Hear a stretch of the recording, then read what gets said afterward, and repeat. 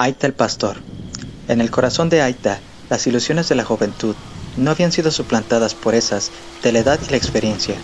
Sus pensamientos eran puros y placenteros, pues su vida era simple y su alma estaba desprovista de ambición. Se levantaba con el sol y andaba a rezar al santuario de Astur, el dios de los pastores, quien oía y se complacía. Después de realizar ese rito piadoso, Aita abría el portón del redil y, con una mente animada, conducía su rebaño a la campiña, comiendo su matinal harina de cuajada y pastel de avena, mientras andaba haciendo una pausa ocasionalmente para agregar unas pocas vallas frías de rocío, o para beber de las aguas que venían de las colinas para unirse al riachuelo en el centro del valle, y ser llevadas a lo largo de él no sabía a dónde. Durante el largo día de verano, mientras sus ovejas pasían la hierba buena que los dioses habían hecho crecer para ellas, o yacían con sus patas delanteras dobladas bajo sus pechos y rumían el bolo, Aita, reclinado a la sombra de un árbol, o sentado sobre una roca, tocaba una música tan dulce en su flauta de junco, que a veces, por el rabillo del ojo, tenía vislumbres accidentales de las deidades selváticas menores, que se inclinaban hacia afuera del matorral para oír, aunque si él las miraba de forma directa, éstas se desvanecían. De esto, pues él debía de estar pensando si no se convertiría en una de sus propias ovejas, extrajo la solemne inferencia de que la felicidad podía venir si no era buscada, y que si era buscada, nunca sería vista, pues junto al favor de Astur, que nunca se revelaba, Aita valoraba mucho el amistoso interés de sus vecinos, los tímidos inmortales del bosque y el riachuelo.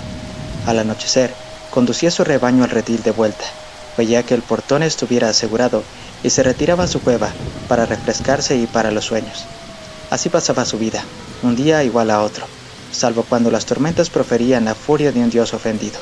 Entonces, Aita se agachaba en su cueva, el rostro oculto entre las manos, y rezaba para que solo él pudiera ser castigado por sus pecados y el mundo se salvara de la destrucción.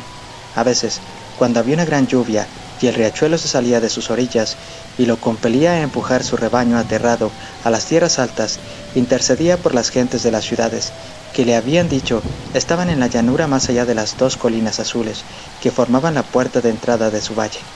Es amable de tu parte, oh Astur, así rezaba, que me hayas dado unas montañas tan cercanas a mi vivienda y mi redil, que yo y mis ovejas podamos escapar de los torrentes coléricos, pero tú mismo debes liberar al resto del mundo de algún modo que yo no sé, o no te voy a adorar más. Y Astur, sabiendo que Aita era un joven que mantenía su palabra, se apiadaba de las ciudades y hacía volver las aguas al mar. Así había vivido desde que podía recordar. No podía concebir rectamente cualquier otro modo de existencia. El santo ermitaño, que moraba en la cabeza del valle, a toda una hora de viaje de quien había oído el cuento de las grandes ciudades donde moraban las gentes, pobres almas, que no tenían ovejas, no le dio ningún conocimiento de ese tiempo temprano, cuando, como razonaba, él debió haber sido pequeño e indefenso como un cordero. Fue a través de la meditación de esos misterios y maravillas y de ese cambio horrible hacia el silencio y la corrupción, que estaba seguro debía llegarle a él en algún tiempo, como había visto llegarle a muchas ovejas de su rebaño, como le llegaba a todos los seres vivos, excepto a los pájaros, que Aita fue consciente por primera vez de lo miserable y sin esperanza que era su suerte. Es necesario, dijo, que yo sepa de dónde y cómo he venido, pues cómo puede uno realizar sus deberes a menos que sea capaz de juzgar lo que estos son, por la forma en que fue instruido con ellos. ¿Y qué contento puedo tener yo, cuando no sé cuánto tiempo va a durar eso? ¿Acaso, antes del otro sol, yo pueda haber cambiado? Y entonces, ¿qué será de las ovejas? ¿Qué, en efecto, habrá sido de mí? Al ponderar estas cosas, Aita se tornó melancólico y hosco. Ya no le habló a su rebaño de modo animado, ni corrió con alacridad al santuario de Astur. En cada brisa, oyó los susurros de las deidades malignas, cuya existencia observaba ahora por primera vez. Cada nube fue un portento que significaba un desastre, y la oscuridad estaba llena de terrores. Su flauta de junco, cuando se la aplicaba a los labios, no soltaba una melodía, sino un lamento lúgubre. Las inteligencias selváticas y ribereñas ya no se agolpaban en la espesura para escuchar, sino huían del sonido, como él sabía por las hojas agitadas y las flores inclinadas. Él se relajó en su vigilancia, y muchas de sus ovejas se alejaron hacia las colinas y se perdieron. Las que quedaron se pusieron magras y enfermas por la carencia de un buen pastoreo, pues él no lo buscaba para ellas, sino las conducía día tras día al mismo sitio, sumido en la mera abstracción, mientras se quedaba perplejo con lo misterioso de la vida y la muerte, con la inmortalidad que no conocía. Un día, mientras se entregaba a las reflexiones más tenebrosas, súbitamente saltó de la roca en la que estaba sentado y, con un gesto decidido de la mano derecha, exclamó: «Yo no voy a ser más un suplicante del conocimiento que los dioses retienen, que ellos miren a que no me hagan mal.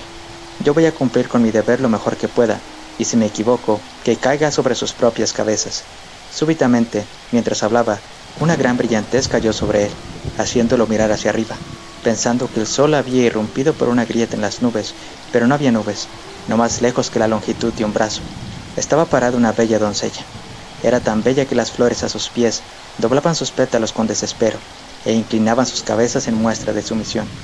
Tan dulce su mirada que los colibríes se agolpaban en sus ojos, y lanzaban sus picos sedientos casi en estos, y las abejas silvestres estaban alrededor de sus labios, y su brillantez era tal que las sombras de todos los objetos yacientes divergían de sus pies, girando mientras ella se movía.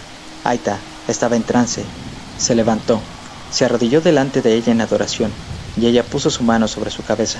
«Ven», dijo ella con una voz que tenía la música de todas las campanas de su rebaño.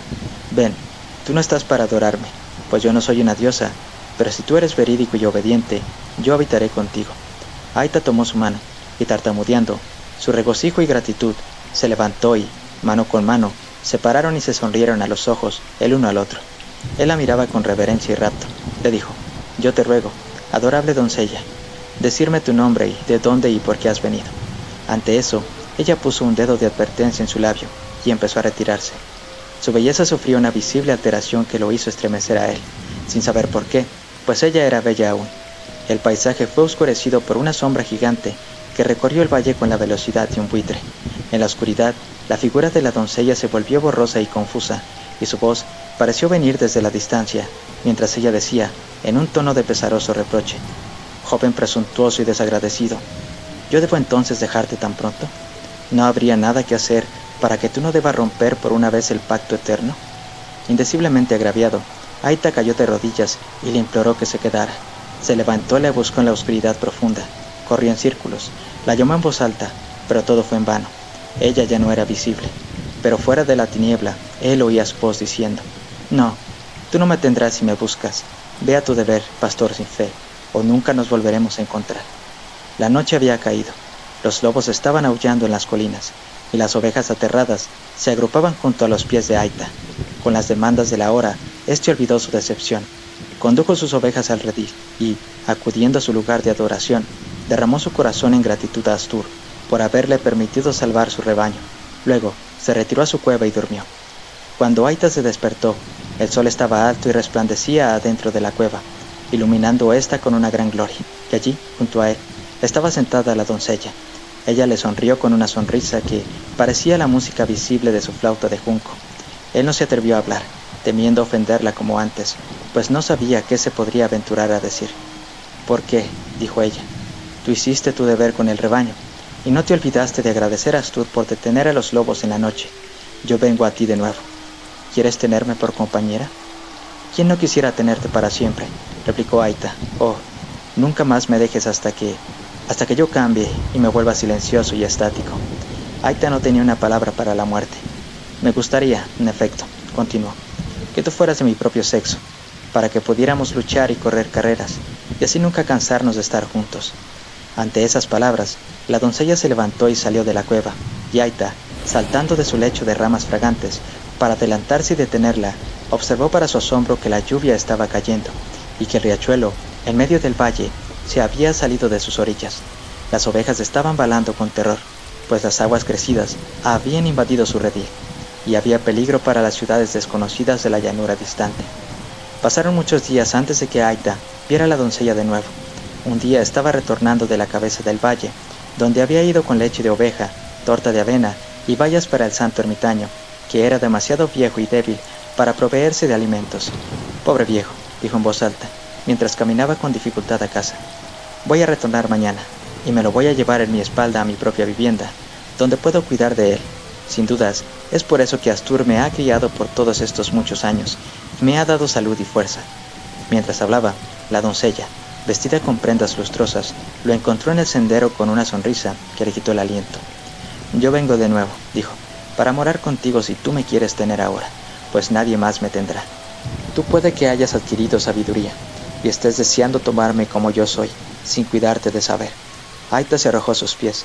«Ser bello», gritó, «si solo te dignas aceptar toda la devoción de mi corazón y alma, después que Asturcia ha servido, estos serán tuyos para siempre. Pero ay, tú eres caprichosa y descarriada. Antes del sol de mañana, yo puedo perderte de nuevo. Prométeme, te lo ruego, que si en mi ignorancia yo puedo ofenderte de algún modo, tú me vas a perdonar y quedarte conmigo para siempre». Apenas había terminado de hablar, cuando una tropa de osos salió de las colinas, corriendo hacia él con bocas carmesíes y ojos feroces. La doncella se desvaneció de nuevo, y él se volteó y huyó para salvar su vida. No se detuvo hasta que estuvo en la cabaña del santo ermitaño, de donde había salido. Tras atrancar la puerta rápido contra los osos, se echó al suelo y lloró. «Hijo mío», dijo el ermitaño, desde su lecho de paja, recién reunida esa mañana por las manos de Aita, «no es como si tú lloraras por los osos. Dime qué pesar te ha caído. La edad puede ministrar las heridas de la juventud con bálsamos, como el de la sabiduría». Aita le dijo todo, cómo se había encontrado 3 veces con la doncella radiante, y las 3 veces que ella lo había dejado desamparado. Él relató de forma minuciosa todo lo que había pasado entre ellos, sin omitir ni una palabra de lo que se ha dicho. Cuando hubo terminado, el santo ermitaño estuvo un momento en silencio. Luego dijo: «Hijo mío, yo he atendido a tu historia, y conozco a la doncella. Yo mismo la he visto, como muchos. Sabe entonces que su nombre, que ella incluso no te permitiría preguntar, es Felicidad. Tú le dijiste la verdad, que ella es caprichosa porque impone condiciones que un hombre no puede cumplir, y el descuido es castigado con la deserción. Ella viene solo cuando no es buscada, y no se le pregunta.